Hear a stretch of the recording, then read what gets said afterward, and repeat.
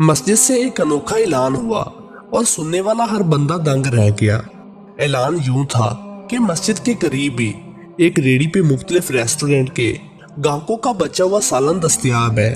وہ غریب اور نادار لوگ جو سالن پکانے کی استطاعت نہیں رکھتے وہ اپنے برتن لے کر آئیں۔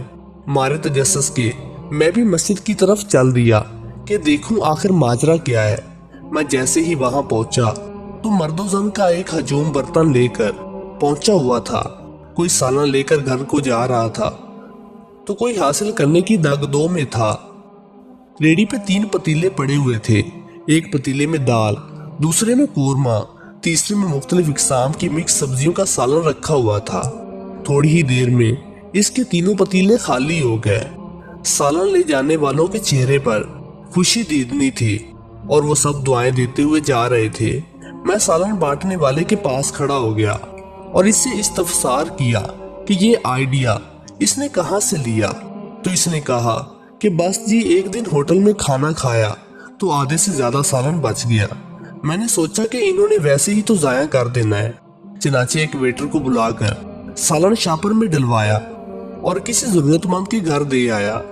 اس کام سے دل کو بہت خوشگوار راحت حاصل ہوئی اور یقین کرے سالوں سے نیند کی گولی کھا کر سونے کا عادی تھا، لیکن حیرت انگیز طور پر اس رات بغیر گولی کھائے بہت پرسکون ہو کر سویا۔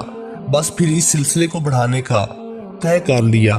5 بڑے ریسٹورنٹ کے مالکان سے رابطہ کیا تو بہت مثبت جواب ملا اور پھر ہر ریسٹورنٹ پر 3 برتن رکھوا دیے۔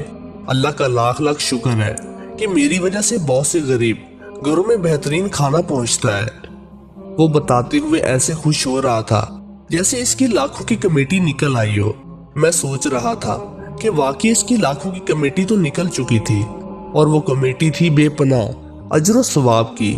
اللہ کے ہاں مقرب ہونے کے لیے ضروری نہیں کہ آپ کروڑوں روپے خرچ کریں یا سالوں سال مراقبے کریں۔ بعض اوقات ایک چھوٹی سی نیکی بھی ان سب نیکیوں کو مات کر دیتی ہے جن کے لیے ہم عمر بھر ریاضت میں گزار دیتے ہیں۔ آپ بھی اللہ کی مخلوق کے ساتھ روزانہ کی بنیاد پر کوئی چھوٹی سی نیکی کر کے دیکھیں، شاید یہی نیکی آپ کا جنت کا پلڑا بھاری کر دے۔